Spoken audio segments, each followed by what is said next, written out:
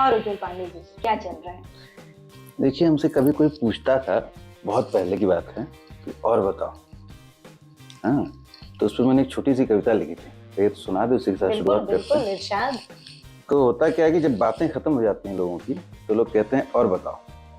तो मैंने लिखा था कि अच्छा लगता है जब कहते हो और बताओ, लगता है कोई है जो और जानना चाहता है, क्या बात है। कुछ और सुनना चाहता है, कोई है जो चाहता है कि मैं उसे बताऊं कुछ और जो मैं किसी और को नहीं बताता। मैं तुम्हें सिर्फ और नहीं सब कुछ बताना चाहता हूँ, पर तुम्हारा हाथ थाम कर तुम्हारी हथेलियों पर अपनी उंगलियों से लिख देना चाहता हूँ वो सब जो मेरा और है, जिस और के अंदर मैं शुरू होकर खत्म हो जाऊँ।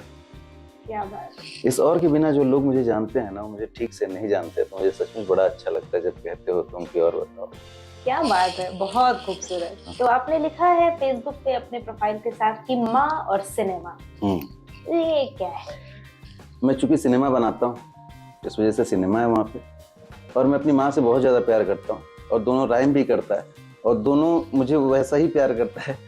लगभग माँ जैसे प्यार करती है वैसे सिनेमा भी मुझे प्यार करता है, और मैं तो उन दोनों को उसी तरीके से प्यार करता हूँ, इसलिए मैंने माँ से लिखा। सिनेमा ने आपको चुना या आपने सिनेमा को चुना? मुझे लगता है कि जब चुनाव होता है तो दोनों तरफ से, क्या बात है। और जब चुनाव दोनों तरफ से होता है तभी वो साथ चलता है। तो अगर आज 14-15 साल हो गए फिल्में बनाते हुए, तुमको लगता है 14-15 साल आपने कहा ही, तो कब लगा, किस उम्र में लगा कि नहीं यही है पहला प्यार? मैं पहले रंगमंच का कलाकार था, मैं थिएटर करता था बनारस में, और वहाँ पे थिएटर करते करते मुझे, चूँकि शुरू से फिल्मों का प्रभाव था और हर हिंदुस्तानी की तरह मुझे भी हीरो बनने का बड़ा शौक था, तो वो था। लेकिन फिर मैंने कुछ 1-2 फिल्मों की शूटिंग होते हुए देखी, और जब मैंने देखा कि ये जो कैमरे के पीछे है वो असली जादूगर है, तो वो बनने का वो थोड़ा फिर प्रयास शुरू किया, लेकिन पता नहीं था कि कैसे बनती हैं फिल्में। मैं एक बार एक शादी की रिकॉर्डिंग देख रहा था, वो शादियों में जो लोग शूट करते हैं ना, शादी शूट करते हैं, वो मैं देख रहा था। तो एक गाँव की शादी थी, तो एक जगह पे मुझे अचानक से लगा कि ये कोई फिल्म चल रही है। मैं उसके छोटे से डिस्प्ले पे देख रहा था, वो हैंडीकैम का छोटा सा डिस्प्ले। मुझे लगा कि अगर यहाँ पे कुछ एक्टर्स को बैठा के किया जाए और अपने हिसाब के डायलॉग्स बुलवाया जाए तो ये तो पूरी फिल्म की तरह दिख रहा है। और फिर वहीं से शुरू हुआ। तो शुरू में कैमरा भी नहीं था, बड़ा प्रयास किया कैमरे के लिए भी, करते करते करते चीज़ें वो अब होता है ना कि जब आप किसी काम की शुरुआत करते हैं तो रास्ते बनते चले जाते हैं, और ऐसे शुरुआत। आसान था ये सफर? नहीं, बिल्कुल नहीं। आसान और मुश्किल आप अपने हिसाब से कर लेते हैं, सफ़र वैसा ही होता है। अब आपकी ट्रेन अगर आपने समय से नहीं पकड़ी तो आपको पैदल जाना पड़ेगा। इस ट्रेन को तो आपने समय से पहले पकड़ा। हाँ, लेकिन ये भी है कहीं न कहीं कि कुछ चीज़ें, जैसे डायरेक्टर, हमको लगता है कि एक आदमी ना 40 साल की उम्र पार करने के बाद ही ठीक-ठाक डायरेक्टर हो पाता है, मतलब वो अपनी बात कह ले उस तरीके का। तो अभी ये जो भी चल रहा है ये सब लर्निंग है ना? अच्छा। एक मैं सीख रहा हूँ, क्योंकि मैं जो शुरुआत में करता था, आज जा करके देखता हूँ उसको, तो मुझे लगता है कि उस समय या अभी भी जो भी है, ये कोई उस लेवल की चीज़ नहीं है जो मैं सोच रहा था, जो बनाने की कोशिश कर रहा था, तब भी जो सोच रहा था। तो अभी धीरे-धीरे उस पे जाना है। समय अच्छा है कि हमने बहुत पहले ट्रेन पकड़ ली, क्योंकि आगे हमको लगता है कि वो बात हमारी थोड़ी जल्दी हो पाएगी। एक ये भी मानना है कि एक सबसे प्रोडक्टिव फेज होता है लाइफ। कई सारे निर्माता, निर्देशक हैं जिन्होंने शायद अपने वक्त की अच्छी फिल्में वो बना चुके हैं, अब उनसे वो चीजें नहीं बनेंगी। तो क्या एक निर्देशक उज्जवल, उसको लगता है कि वो भविष्य में बेहतर देगा, या फिर उसको इस वक्त जो सबसे ज्यादा प्रोडक्टिव फेज उसका चल रहा है उसका इस्तेमाल कर लेना चाहिए? देखिए, भविष्य के बारे में कोई जानता नहीं है। बड़े अच्छे-अच्छे फिल्म मेकर्स भी लगता था, मैं नाम नहीं लूँगा, लेकिन लगता था कि एक समय वो बड़ी अच्छी फिल्में बना रहे थे, बाद में उन्होंने बहुत बुरी तरीके की फिल्में बनानी शुरू कर दी, या उसमें उनका फ्रस्ट्रेशन आने लगा। तो आप आज क्या कर रहे हैं वो ज़्यादा महत्वपूर्ण है। आप कल क्या करेंगे इसके बारे में मुझे नहीं पता कि कल को मैं कैसा सोचूंगा, लेकिन अभी ये लगता है मुझे कि जिस तरीके का सोच रहा हूँ, लगभग उसमें कहीं ना कहीं उम्र की कमी की वजह से या अनुभवों की कमी की वजह से वो चीज़, वो आउटपुट नहीं निकाल पा रहा हूँ। सुभाष घई मेरे बड़े फेवरेट फिल्म मेकर हैं, वैसे ही यश चोपड़ा भी थे। यश चोपड़ा ने अपनी आखिरी फिल्म बनाई जब तक है जान, उसमें वो ठीक से चल भी नहीं पा रहे थे, लेकिन वो फिल्म देखिए आप, तो ऐसा लगता नहीं है कि वो एक बूढ़े यश चोपड़ा की बनाई हुई फिल्म है। वो लगता है कि आज के लोगों की समझ रखने वाले एक यंग डायरेक्टर ने बनाई। यश चोपड़ा मतलब प्यार। हाँ, मतलब सिलसिला। हाँ। हाँ, तो उज्जवल पांडे के लिए प्यार क्या है? मेरे लिए प्यार ही सब कुछ है। मुझे लगता है कि जो है वो प्यार है। कौन था आपका पहला प्यार? पहला प्यार और आखिरी प्यार जो भी था वो एक ही इंसान था। वो नहीं है आपके साथ? नहीं। और वो फिर भी है आपके साथ? हाँ है। तो सशरीर नहीं है, दुनिया में नहीं है। सशरीर नहीं है। हाँ जी, हाँ जी। तो इस प्यार को आप क्या नाम देंगे? इस प्यार को देखिए, वो कैसे शेर है ना कि प्यार को प्यार ही रहने तो कोई नाम नहीं। क्या बात है। तो उसको नाम क्या दें? बस ये था कि जो था आज अब उससे ज्यादा गहरा है, क्योंकि ये आपके वर्तमान और भविष्य में रुकावट नहीं बन रहा है? नहीं, क्योंकि आगे बढ़ना तो जिंदगी रुकती नहीं है। आप पहले आगे बढ़ने की परिभाषा तो आप तय करेंगे ना कि आप आगे बढ़ कहाँ रहे हैं। आपको क्या पता मैं उस प्यार के साथ कितना आगे बढ़ चुका हूँ, अच्छा। उनके न रहने के बाद भी। तो आगे बढ़ना आपको प्यार कभी रोकता नहीं, तो आपको हमेशा आगे बढ़ाता है, चाहे वो आपके साथ हो ना हो। बिल्कुल। क्योंकि वो एक भाव है और भाव मरता नहीं। बहुत बढ़िया। प्यार की बात हो रही है, सिनेमा से आपको प्यार है, मातृभाषा प्रेमी भी आप हैं। भोजपुरी में आपने फिल्में आप बनाते रहे हैं। हाँ, बिल्कुल। आपको लगता है कि भोजपुरी वहाँ है जहाँ से होना चाहिए आज? भोजपुरी हमेशा से ही अपनी जगह पे है। देखिए, मैं जानता हूँ आप भी भोजपुरी भाषी हैं, हम भी भोजपुरी भाषी। भोजपुरी जो भाषा है वो हमेशा से अपनी जगह पे है, उसका स्थान बहुत ऊंचा है। आप जो पूछ रहे हो वो भोजपुरी सिनेमा, भोजपुरी फिल्में, भोजपुरी गानों के बारे में पूछ रहे हैं, जिसकी वजह से भोजपुरी कहीं ना कहीं अलग जगहों पर रिप्रेजेंट की जाती है। तो वैसी उसकी स्थिति अभी ठीक नहीं है। और चूंकि मैं पहले हिंदी में फिल्में बनाता था, बाद में एक समय आया जब मुझे कुछ देश के अच्छे कलाकारों ने कहा कि आपको भोजपुरी के लिए बनाना चाहिए, शुरू करना चाहिए। तो मेरे दिमाग में था नहीं वैसे कोई आइडिया, लेकिन फिर काफ़ी सोचने के बाद मैंने एक छोटी सी शॉर्ट फिल्म बनाई थी, कोहबर।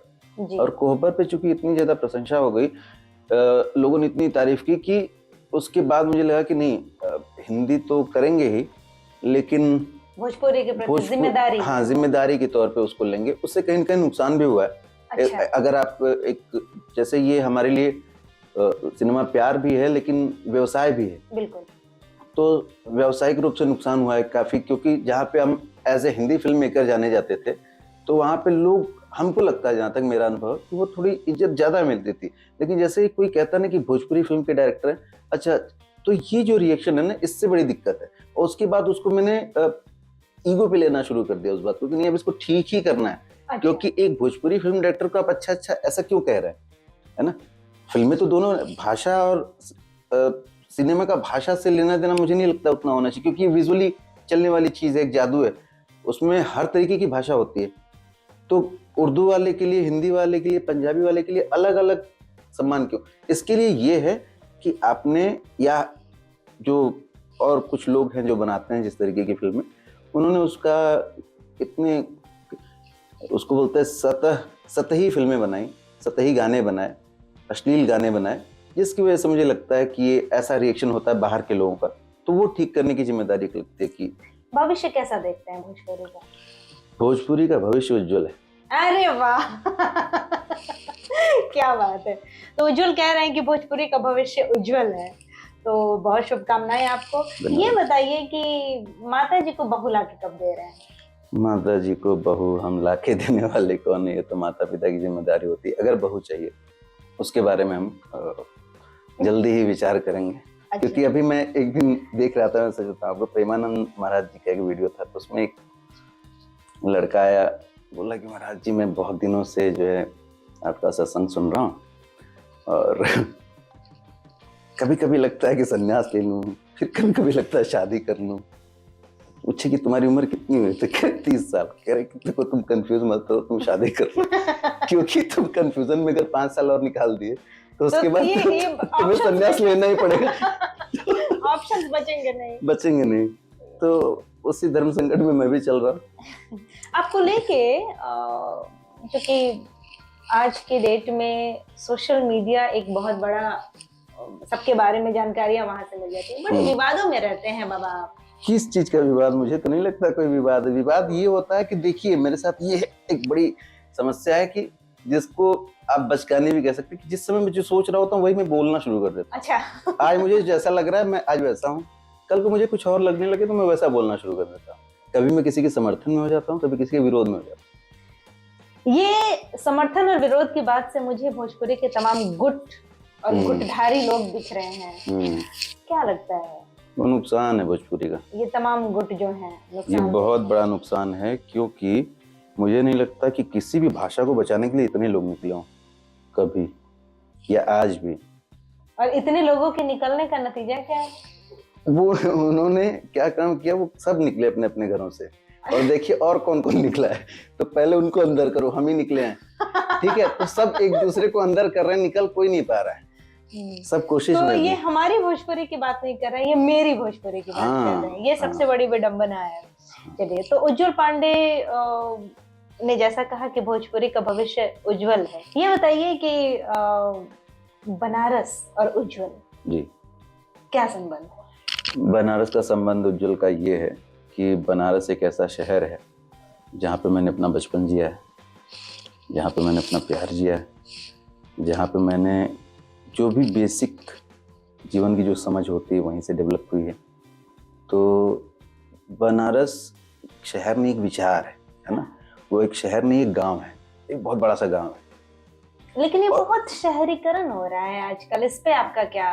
नहीं अच्छा लग रहा है ना वो देखिए कुछ कुछ जगहों पे ठीक है ना? जैसे विश्वनाथ मंदिर अभी जो है वो एक तरीके से ठीक लग रहा है, लेकिन विश्वनाथ मंदिर के आसपास की जो गलियां तोड़ दी गई ना, वो बहुत बुरा लग रहा है। जो बनारस की ब्यूटी है वो आप लोग कहते हैं गलियों का शहर। आपने एक मंदिर बाबा की जगह है, उसके बारे में हम कुछ नहीं बोल सकते, लेकिन आसपास जो उसकी ब्यूटी थी, जिस स्ट्रगल से हो कि आप बाबा के पास जाना पड़ता था, अब वो स्ट्रगल खत्म हो गया। बनारसी इतना खाली आदमी होता है, अब वो 5 मिनट में लौट के आ गया, अब वो क्या करेगा? अब वो खाली बैठा है, दूसरे लोगों को परेशान करेगा वो, है ना?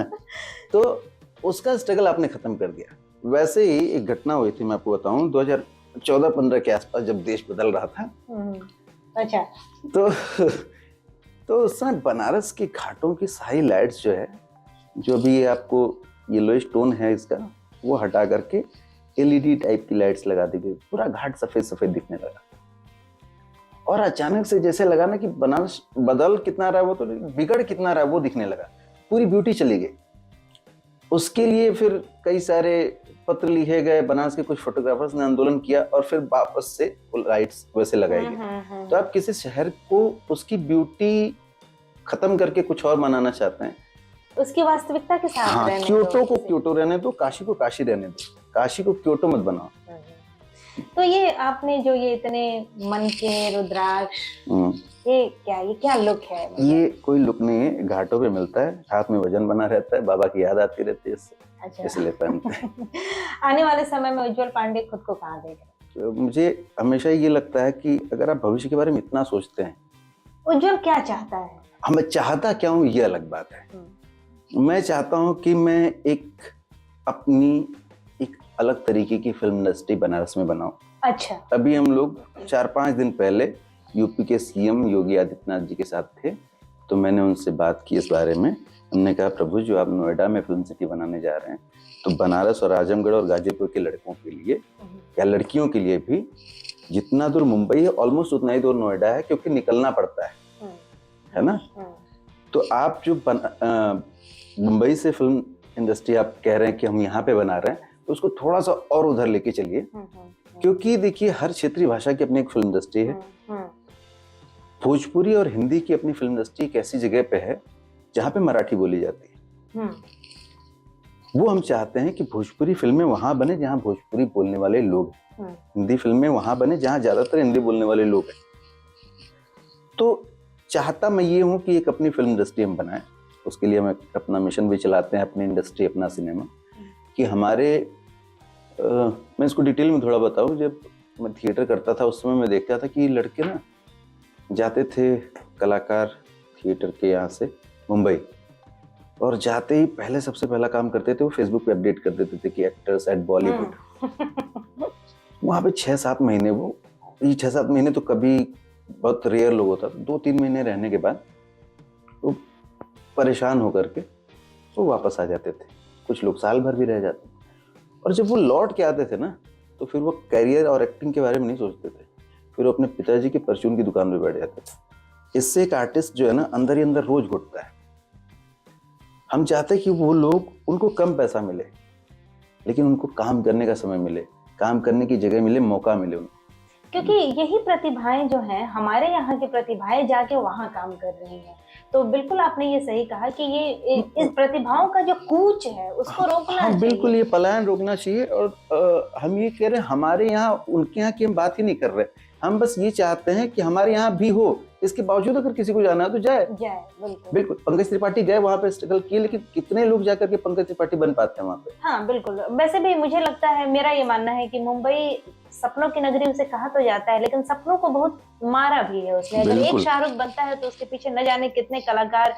पंकज त्रिपाठी, इसमें मुंबई का कोई दोष नहीं है रश्मि जी, इसमें दोष है आप सोचिए कि आप एक ही आदमी से, अगर यहाँ पे 4 चाय वाले हों तो 10 लोग चाय पी लें, लेकिन एक ही दुकान हो, वहां पे 10 लोग आए तो चाय वाला भी परेशान होगा। बिल्कुल, चाय वाले आजकल बहुत परेशान हैं, आपको पता है ना। तो जैसे मुंबई एक चाय की दुकान है, वहां पे इतने लोग पहुंच गए। हम कह रहे हैं आप चाय की दुकानें और बनाइए, आप कुछ बना रहे हैं, नए शहर बना रहे हैं, चाय की दुकानें और बनाइए। पहली बार कब मिले? किससे? पहली बार हमारी मुलाकात हुई थी, हम विद्यापीठ में, काशी विद्यापीठ हमारी यूनिवर्सिटी है, तो वहाँ पे मैंने एडमिशन लेने हम लोग गए थे। तो अचानक से, अच्छा लोग कहते थे कि जैसा फिल्मों में होता है, जैसा फिल्मों, तो मुझे यकीन नहीं होता था कि फिल्मों में जैसा होता है वैसा कैसे हो सकता है। हवाएं चलने लगती हैं, पियानो बजने लगता है, स्लो मोशन हो जाता है सब कुछ, हाई स्पीड जिसको बोलते हैं। तो अचानक से मैंने देखा और मैं सचमुच, मेरा इतना तेज कॉन्फिडेंस गिर गया, पता नहीं क्यों। मुझे ऐसा लगा कि जैसे अगर ये पसंद है तो हम कौन हैं और हम कैसे पहुंचेंगे वहां तक। होता क्या है कि आमतौर पे लड़कों के पास गिटार होता है, हमारे पास कोई गिटार नहीं था। हम एक नॉर्मल कुर्ता जींस पहन करके चप्पल पहन के बस से कॉलेज जाने वाले लड़के थे।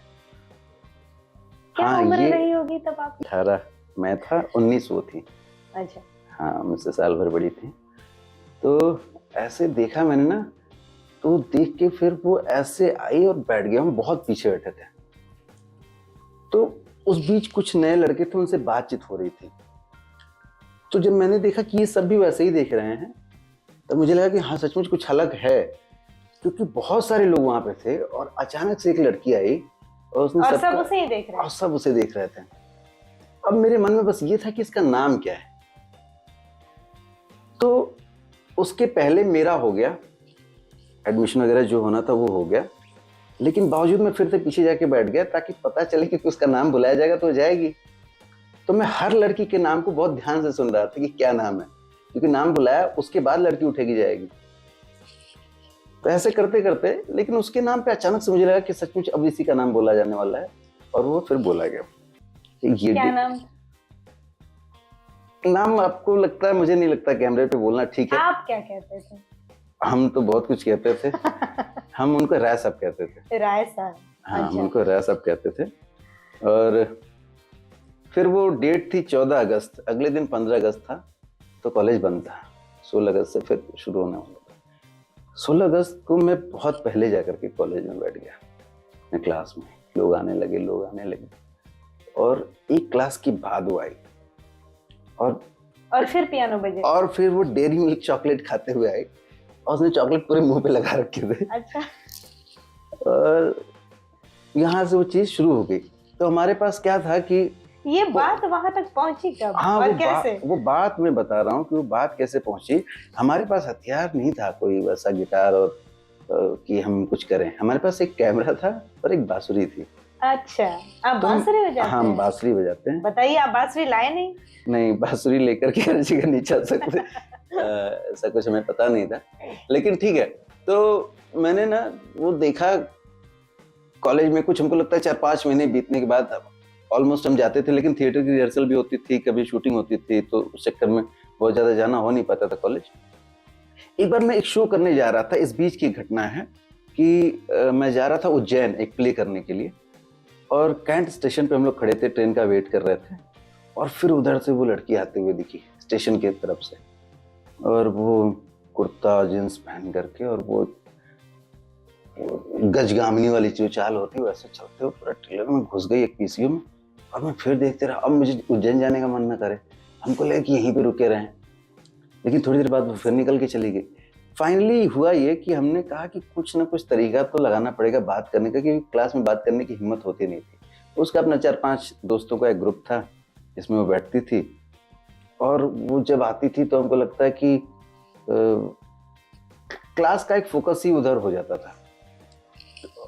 तो और उस ग्रुप में घुसने की लोग बड़ी कोशिश करते थे, तो मुझे ये आइडिया पसंद आया कि उस ग्रुप में घुस के वहां तक पहुंचा जा सकता है।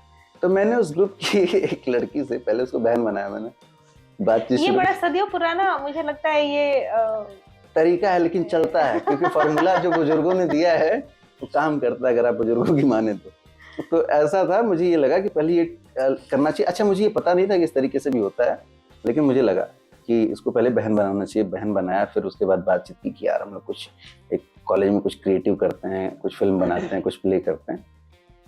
तो वहाँ पे मैंने एक शॉर्ट फिल्म बनाई, कॉलेज के बाद क्या। अच्छा, उसमें हमारा भी एक इंटेंशन था कि कॉलेज के बाद क्या, मतलब हाँ तुम कहीं और हम कहीं और। लेकिन धीरे धीरे करते हुए मुझे लगता है कि फिल्मों से और नाटक से तो वो इम्प्रेस नहीं हुई, लेकिन कुछ कविताओं से और फ्लूट से। कविताओं से हाँ, कुछ सुनाइए फिर। दो विपरीत दिशाओं में जाते हैं दोनों, मुड़कर मुस्काते हैं, रोज आते हैं दोनों। हाय प्रेम ये कैसा मीठा तीखा है तो, हंस हंस कर रो रो कर बतलाते हैं दोनों।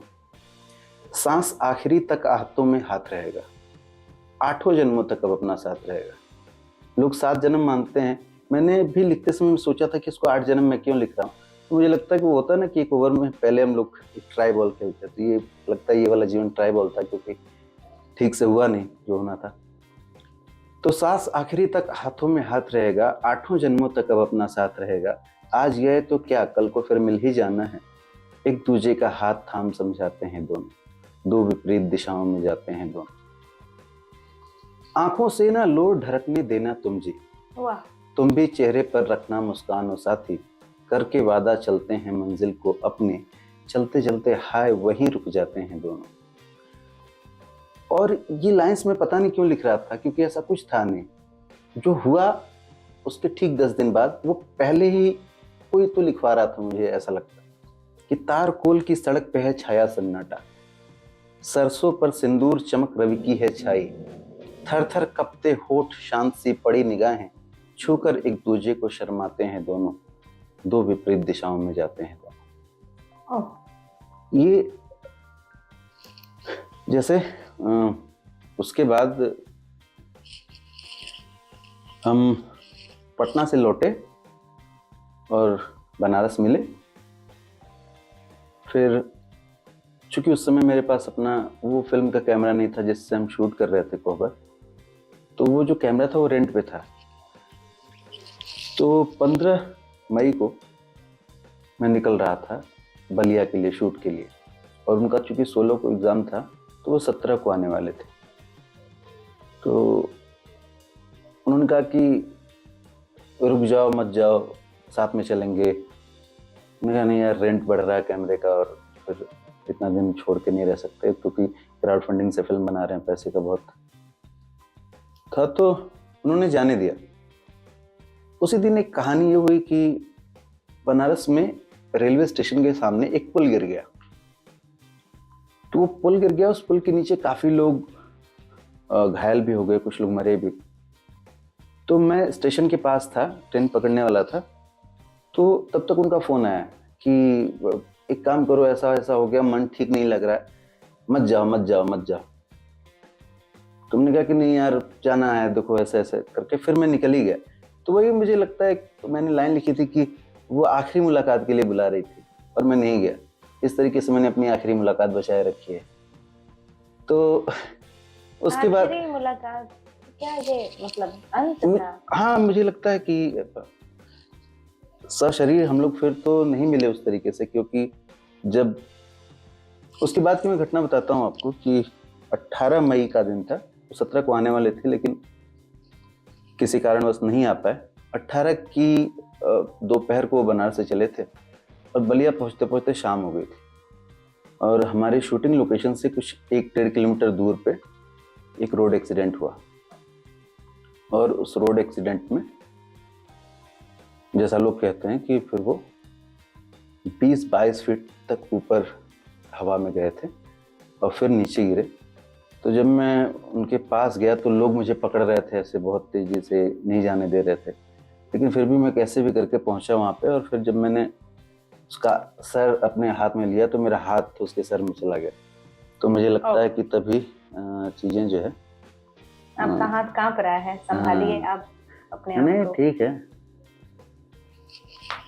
अरे ये क्या, देखिए प्रेम तो अमर है। आप भी कहते हैं कि वो आपके साथ है, आपकी शक्ति है, आपकी ताकत है, आपकी फिल्मों में, आपकी कविताओं में वो है। तो फिर उसके बाद नहीं मिले हम लोग। वहां से हम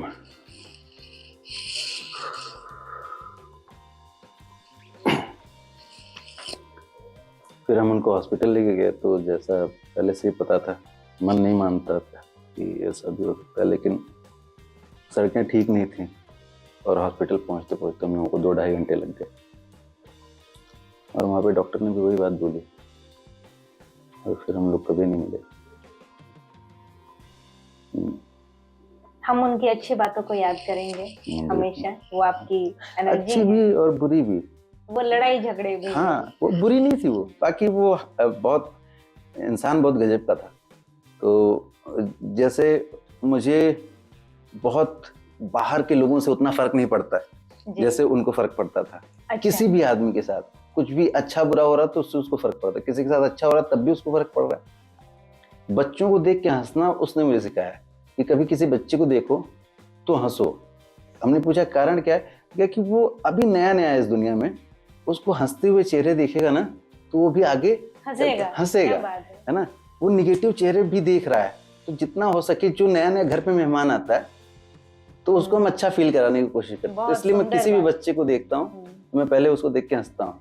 अच्छा, ये बनारस बाबा की नगरी, तो क्या ऐसा हुआ है कि बड़ा ग्लास भांग का चढ़ा के दोनों घूम रहे? हाँ, एक बार हुआ था, ये हुआ था। हम लोगों ने भांग नहीं पी थी कभी। ये होली के आसपास का कुछ समय था और गोदौलिया पे हम लोग, गोदौलिया चौराहे पे है बहुत अच्छा वो देता है ठंडाई, तो हम लोगों ने थोड़ा थोड़ा बहुत थोड़ा थोड़ा उसमें डलवा लिया, पी गए, थोड़ी देर घूमे। तो हम लोगों को लगा यार हुआ कुछ नहीं, तो हम लोग फिर से गए वहाँ पे। मैं कि थोड़ा कुछ अच्छा दो ताकि कुछ हो। तो उसने कहा कि थोड़ा वेट कर लो। यार नहीं वेट नहीं करना यार, जाना उस पार घूमने। थोड़ा उसने और बढ़ा के दे दिया और फिर हमको याद है कि हम नाव पे बैठे हैं। उसके बाद वो नाव इतनी धीरे चल रही है इतनी धीरे चल रही है कि मुझे लग रहा है कि मैं किसी प्रशांत महासागर में आ गया हूँ। नदी दिख रही है बहुत दूर तक, मैं इसको देख रहा हूँ कि कभी लग रहा है कि बैठी है साथ में, कभी नहीं, और सेम चीजें उसके साथ भी हो रही हैं। और हम लोग जाके उस पार उतर गए और हम लोग को पता भी नहीं चला कि नाव वाला कहाँ गया, क्योंकि नाव वाला ने काफी देर तक इंतजार किया। हम लोग कुछ रेत पे ही तो कुछ तो बना रहे थे और जब अंधेरा होने लगा और देख रहे कि उधर कोई नाव भी नहीं है, बस हम लोग अब धीरे धीरे हमको लगता है नशा थोड़ा उतरने लगा था। अब हम लोग कोई भी नाव वाला जा रहा है, भैया भैया, जैसे लाइफ ऑफ पाई में वो नाव फंस जाता है, वो करता है, तो वैसे हम लोग कर रहे थे। करते कराते तो 7-7:30 बजे के आसपास हमको लगता है महादेव ने ही नाव भेजी। महादेव ने नाव। अच्छा, तो कुछ गुनगुनाइए। मुझे गाना नहीं आता। मुझे लगता है कि मैं कुछ आपको कविताएं सुना सकता हूँ अपनी। मैंने मुझे अपनी कविता बड़ी अच्छी लगती है कि ये जो पलायन वाली बात कर रहे थे हम लोग, तो उस पे एक कविता है मेरे पास। वो जो 16-17 साल के लड़के होते हैं जो हमारे पूर्वांचल से निकलते हैं, गुजरात बंगाल कमाने जाते हैं, तो वो ऐसा ही एक लड़का है जो अपने घर से निकल रहा है और घर वालों को पैर वैर छू के विदा कर रहा है। तो उस सिचुएशन की बात है कि आंसू है पर छिपा रहा है पागल लड़का, आंसू है पर छिपा रहा है पागल लड़का, खुश ना है पर दिखा रहा है पागल लड़का, पैर छू रहा ताई का कि ख्याल रखिएगा मेरी माई का, वाह, और कह रहा बाऊ से कि झगड़ा मत करिए ताऊ से। क्या बात है। गांव भर की दुआ लेकर चल पड़ा है, साथी छूटे हैं संघाती चल पड़ा है, शहर की बिल्डिंगों में खून भरने गांव से एक देहाती चल पड़ा है, बहन की शादी करनी है अभी घर भी लेना है, जो कर्ज लिए हैं ताऊ से वापस देना है, तो गांव छूटा शहर को जा रहा है, खुद ही खुद को बहुत समझा रहा है, चना लाई का डब्बा बैग में है, कच्चे गेहूं की बाली खा रहा है, और बरम बाबा से थोड़ा दूर जाकर मनी मन गुटराहा पगला रहा है। लिए एक बैग इक्के पर चढ़ा है, वो अपने माँ बाप का सबसे बड़ा है। क्या बात है। पागल लड़के के जाने से कोई पगली टूट गई, जल्दी जल्दी में पगली की फोटो घर पे छूट गई, लेकिन पागल लड़के के कंधे पर बहन है, बाबू है, भाई है, और पागल लड़के के कंधे पर एक उदास सी माई है। तो पागल लड़का ट्रेन के दरवाजे पर बैठा रोता है, और पागल लड़का दूर शहर में सड़क किनारे सोता है। क्या बात है, बहुत खूबसूरत, बहुत सुंदर। तो इसी के साथ हम अपनी बात कही, और जी। क्या बात है, फिर अगले एपिसोड में आपसे फिर मुलाकात होगी आपकी नई फिल्मों के साथ, नई कविताओं के साथ, नए गीतों के साथ। बिल्कुल। और ये मैंने ये जो अभी कविता सुनाई है, ये मैंने कभी कहीं ऑन रिकॉर्ड नहीं है, मैंने पहली बार कैमरे पे सुनाई है आपके सामने। तो थैंक यू सो मच, इन लोगों ने देखा, धन्यवाद।